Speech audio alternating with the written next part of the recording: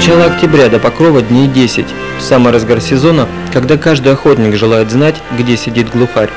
И мужчины вполне мирных профессий, подчиняясь древним инстинктам, берутся за оружие. В леса десантируются современные зверобои.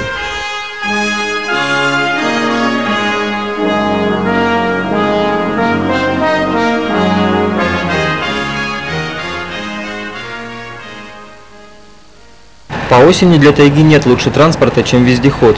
Бродячий народ давно перекрестил заводские модели на свой лад, и безотказные машины по их болотной натуре чаще всего зовут крокодилом и жабой.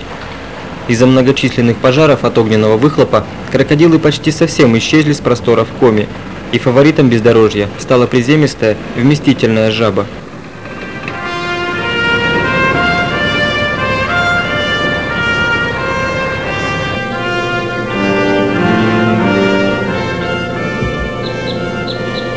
С Покрова до глубокого снега время охоты с подлайкой. Азартный зверобой денег на собаку не жалеет, счет идет на сотни долларов. Пса выбирают и натаскивают с пристрастием, зато потом и относятся к нему как к равному. Ему и место у костра, и порцию как себе. У нас в Зырянском таежном краю традиционно солируют лайки серой масти, которых за неказистость часто кличут охотничьими дворняжками. Зато в старину этих псов за голос называли духовыми собаками. Иди сюда. Иди, Айдар. Давай быстрее, быстрее, быстрее. Тимка! Таких мало. Лает глухарь хорошо, да? Как будто песни поет. Не ж по гости будешь заходить. Осень теплая, и вся боровая птица до начала октября сидела на ягодниках. Чернично-брусничный рацион сменит острая кислота клюквы. Но это только для тех, кому повезет дожить до первого снега, когда придет пора перебираться в еловые густые чащи.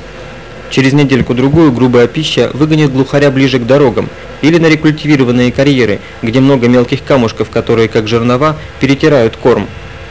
По расценкам охотхозяйств, жизнь боровой дичи стоит в среднем 34 рубля.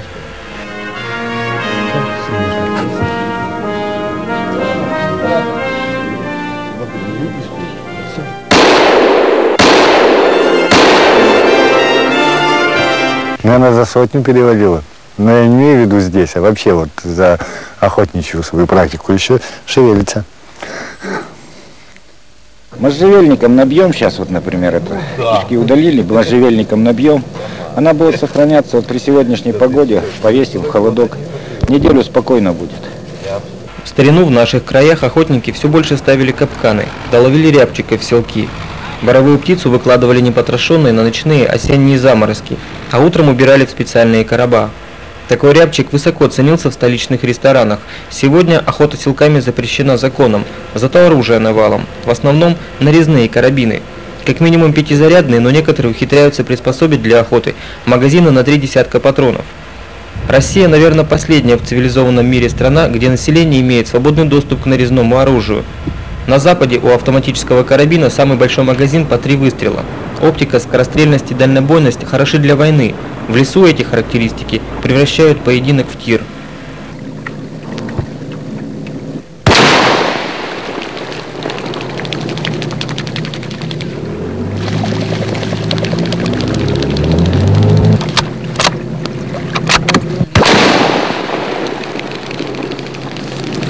Все это оружие сделано на базе боевого, но оно переделано, оно ослаблено, поэтому оно считается охотничьим. Согласно закону об оружии, оно считается охотничьим, оно имеет мощность менее боевого. Вот. Но то, что, конечно, фактически не отличается ничем от боевого оружия, это да.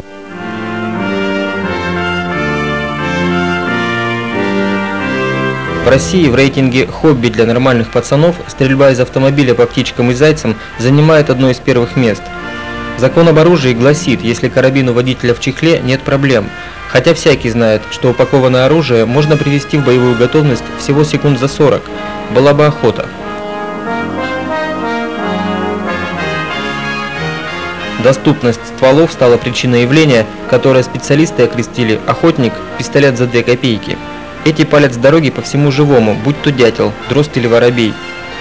Адреналиновые игры так затягивают, что выстрел, как разрядка отрицательных эмоций, становится привычкой.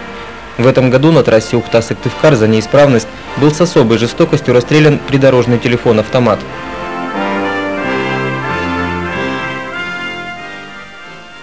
Ловцов зверя на мушку более чем достаточно, а штат федеральных инспекторов-охотоведов всего 90 человек на всю территорию Коми. Техническая оснащенность минимальная, однако зверя в лесу меньше не стало. А уж медведей и волков вообще перебор. Годовой лимит на отстрел хозяина тайги 300 голов, а добыть удается, по официальным данным, не больше 5 десятков. Разрешения берут неохотно, потому как в поход на Косолапова сперва нужно вложить кругленькую сумму, а успеха достигает едва ли не каждый 10-й из охотников. Мишка Узырян всегда был священным животным. Кстати, на гербе Сыктывкара он изображен в жертвенной позе, со сложенными у головы лапами. Хуже всего с лосями. Сегодня на всю республику их около 8 тысяч. Особенно расплодились они в 40-х годах прошлого века, когда все мужчины ушли на фронт.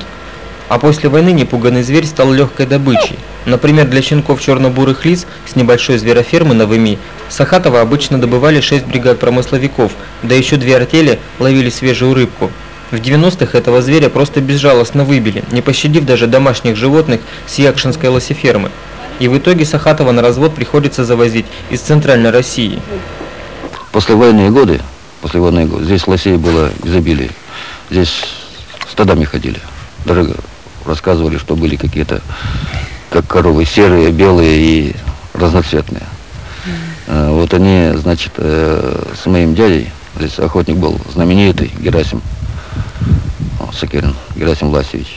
Они добыли для охотничьей базы 60 лосей за зиму. Снег был глубокий, лосей гнали шестами к избушке, там забивали. Чтобы, наверное, мясо не таскать сильно. Короче, вот это профиля здесь пробивали, эти газопроводчики, первые.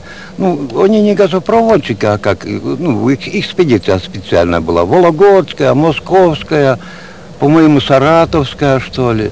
Вот они пробивали, так они глухарей не били, не стреляли. Палки вот берут этот, и палками их забивали. Дичи было ужас много. Избиение младенцев продолжалось до тех пор, пока природа не научилась бояться. В отличие от охотников, у браконьеров сезон стрельбы растягивается на весь год. А чего бояться? Ведь российские законы к вольным стрелкам относятся более чем лояльно. По официальным данным, в прошлом году инспекторами-охотоведами было задержано 376 человек, а за 9 месяцев этого года уже 219. В работе уже 9 уголовных дел, которые связаны с незаконной охотой на лося и оленей. Последние несколько лет лимит на отстрел этих животных постоянно снижается, а безработица в районах растет, и мужики, чтобы прокормить семью, становятся браконьерами по неволе. Еще наши предки припасали мясо и рыбу ради сытой зимы. Конечно, не всем нынешним стрелкам угрожает голод, да и цены на горючее такие, что вымская семга выйдет намного дороже магазинной норвежской. Однако по охотничьим избам довольно часто можно встретить самодельные коптильни. Летом без дымовой обработки дичь мигом портится в любой посуде, а до города путь не близкий.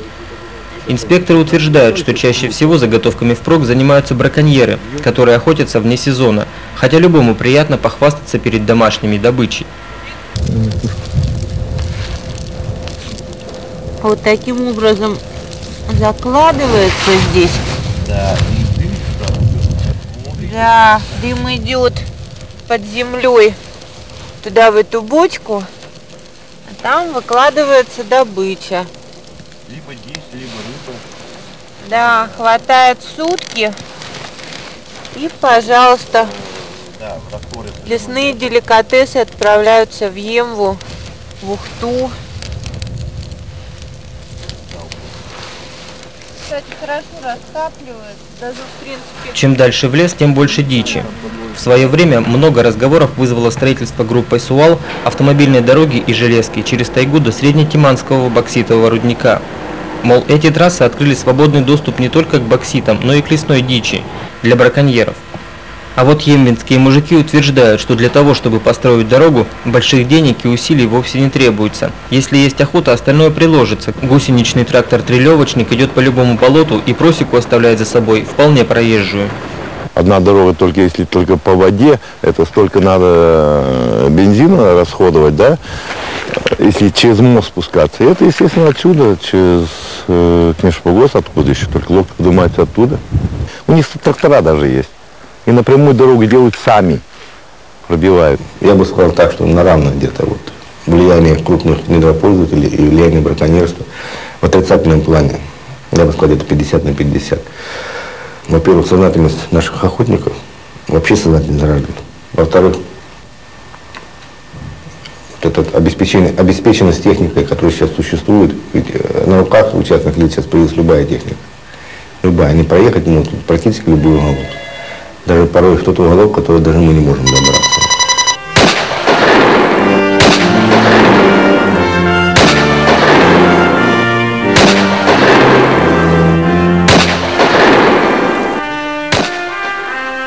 Разобраться, кто же сегодня в лесу браконьер, а кто охотник, на самом деле непросто.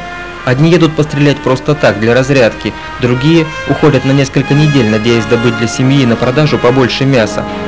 Последние вовсе не преступники, просто перед семейным безденежьем меркнут любые доводы зеленых. Браконьеры поневоле приходятся внуками тем промысловикам, что издавна охотились в этих лесах. Они считают себя в своем наследном праве, и государственные запреты здесь не работают. У всех охотников есть нерушимые правила. Нельзя стрелять из-под чужой собаки, а если добил подранка, отдай тому, кто сбил птицу в лед, и получи за это патрон. У нас в Коме вся территория была поделена на родовые угодья. У каждой семьи в тайге были свои избушки и общие для всех древние законы промысла. Намаявшись за день, почаще да потопим, любой мог переночевать под крышей заимки. Но прежде постучись да спроси разрешения, даже если уверен, что хозяев поблизости нет. И не забывай о тех, кто придет за тобой, верни на место дрова, соль и спички, оставь запас продуктов. По сей день таежный народ чтит эти правила и верит в лесную мистику. Ну, необъяснимое это вообще, природное это вообще явление. Вот как, например, в домах вот дымовые есть, вот такая же в лесу тоже есть.